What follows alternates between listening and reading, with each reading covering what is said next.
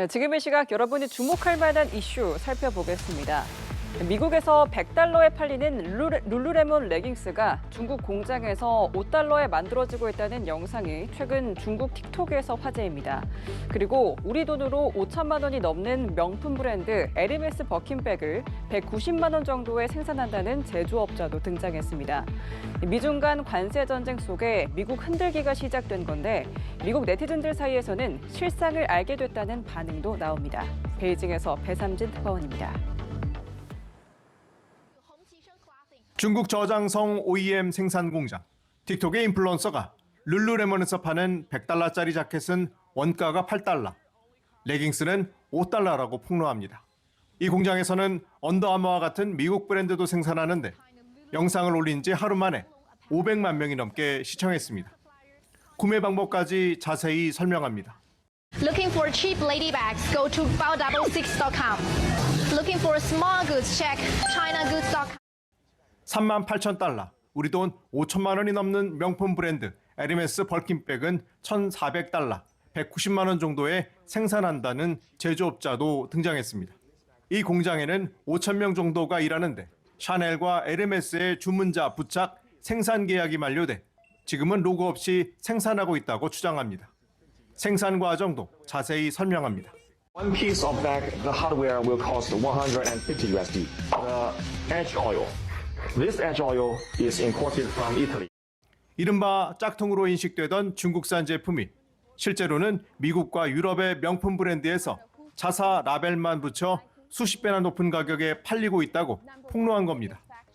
실제 틱톡과 X에는 비슷한 영상이 쏟아지고 있습니다. 전문가들은 이번 캠페인을 트럼프 대통령의 중국산 제품에 대한 관세 정책을 약화시키기 위한 정교한 시도로 보고 있습니다. 일부 네티즌들은 미중 관세 전쟁으로 미국이 보여주고 싶지 않았던 명품의 진실을 알게 됐다는 반응입니다. This trade war is exposing the real from the fake and the fake from the real. They've been making, and they make it for cheaper, and we might as well not buy that designer that we've been buying. 일각에서는 중국이 자국에 유리한 방향으로 여론을 돌리기 위해 틱톡을 무기로 쓰고 있다는 시각도 있습니다. 다만 이 같은 원가 폭로가 사실인지는 확인되지 않았습니다. 트럼프 대통령의 관세 압박 이후 미국산 브랜드에 대한 불매 운동도 확산되고 있는데 일각에서는 중국 내 글로벌 기업들의 생산 기지 철수 압박으로도 작용할 수 있다고 보고 있습니다. 베이징에서 연합뉴스TV 배삼진입니다. 우리 정부의 경제사령탑과 통상수장이 다음 주 나란히 미국을 방문합니다. 미국의 요청으로 장관급 회담이 추진되는데 구체적인 일정과 참석자를 조율 중입니다. 무역 문제를 둘러싼 한미 간 접촉이 기존 탐색전에서 벗어나 본격적인 협상 국면에 들어설지 주목됩니다. 보도에 윤영섭 기자입니다. 정부가 미국과의 통상 문제를 놓고 장관급 협상에 나섭니다.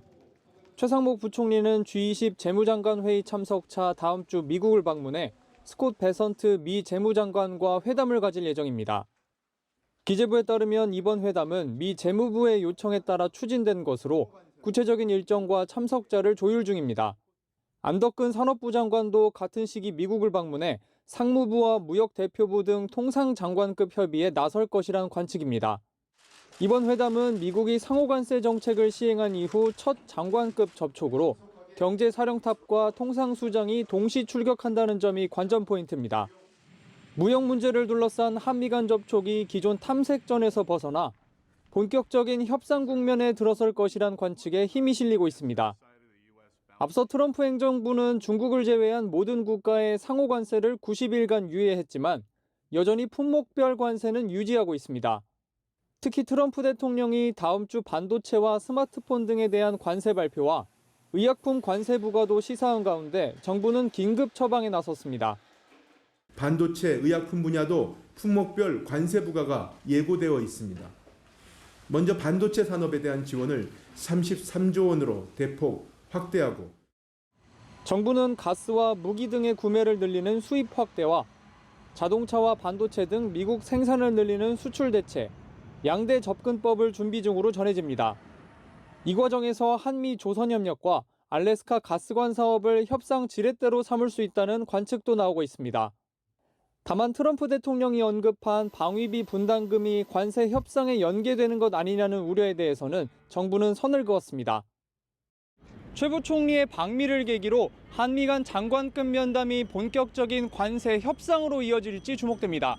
연합뉴스TV 윤영섭입니다. 네, 날이 갑자기 따뜻해졌습니다. 오늘 곳곳의 낮 기온이 25도를 웃돌며 초여름 수준을 보였는데요. 내일은 기온이 더 올라갑니다. 대전과 전주 등 일부 지역에선 27도까지 오를 것으로 예상되고 있는데요. 다만 일교차는 여전히 커서 건강관리에 주의가 필요합니다. 이마경 기자입니다. 하루 전만 해도 겨울 외투로 무장한 사람들이 가득했던 광화문 광장.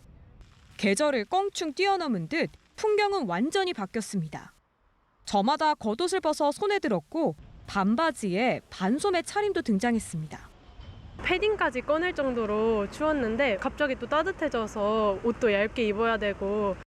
주말은 너무 요란했는데 이제서야 좀 많이 날씨가 풀린 것 같아서 너무 좋습니다. 수요일 대구는 26.8도로 5월 하순의 날씨를 보였고 경북 경주와 광주 등 남부 곳곳이 25도를 웃돌았습니다.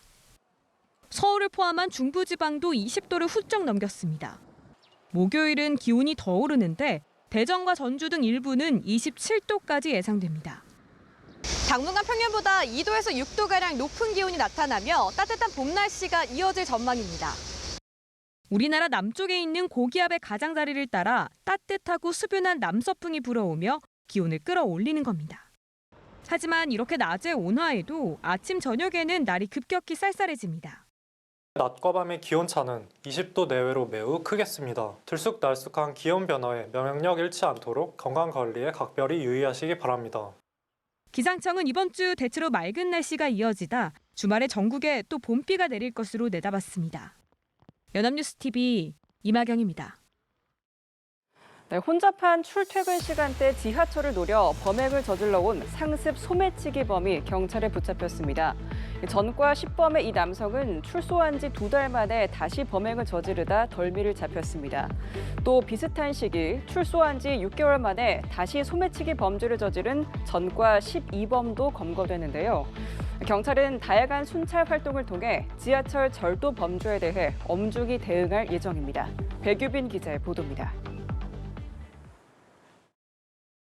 검은 옷을 입은 남성이 황급히 지하철 게이트를 빠져나갑니다. 계단을 올라 빠르게 도망치지만 곧바로 뒤따라오던 경찰에 체포됩니다. 절도 전과 10범의 40대 남성 A씨입니다. A씨는 지난해 10월부터 4개월간 지하철 안에서 승객들을 상대로 약 200만 원 상당의 금품을 훔쳤습니다. 특히 사람이 많고 혼잡한 출퇴근 시간대를 노렸습니다. 경찰은 CCTV와 범행 수법을 분석해 4달 만에 A씨를 검거했습니다. 24년 10월 30일 최초 신고를 접하고 지난 2월 28일 피해자를 고속터미널역에서 발견하였고 미행하면서 여의도역에서 도주 중인 피해자를 최종 검거하였습니다. 지난달 6일 구속 송치된 A씨는 결국 7개월 만에 다시 철창 신세를 지게 됐습니다.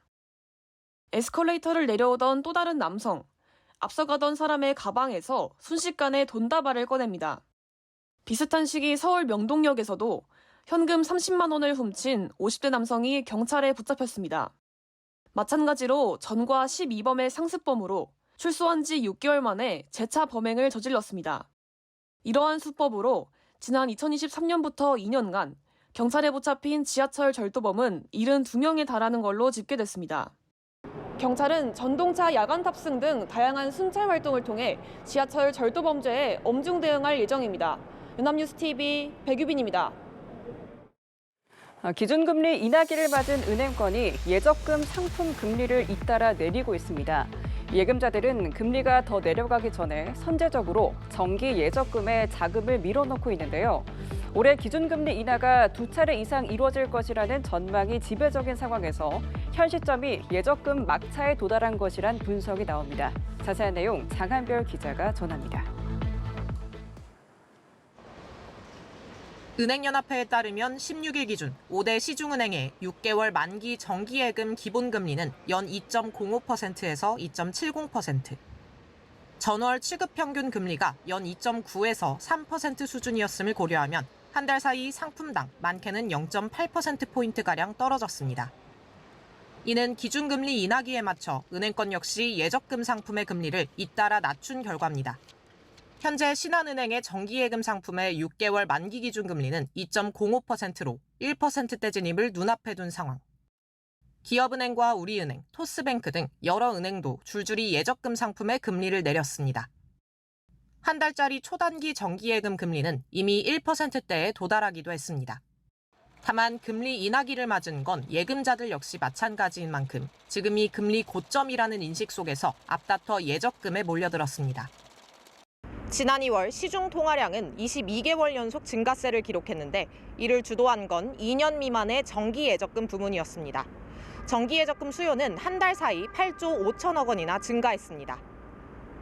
시장에서 인식이 이제 2월 금융통화위원회 때 금리 인하가 될 것이다. 그렇게 되면 정기 예적금에 선제적 예치를 하는 게 더 이익이 되겠죠. 그래서 이제 그 예금자들의 선제적 자금 예치에 따라 증가하였다고. 올해 기준금리 인하가 2차례 이상 이뤄질 것이라는 전망이 지배적인 상황에서 예적금의 매력도 역시 점차 떨어질 수밖에 없는 만큼 현 시점이 막차에 도달한 것이라는 분석이 나옵니다. 연합뉴스TV 장한별입니다.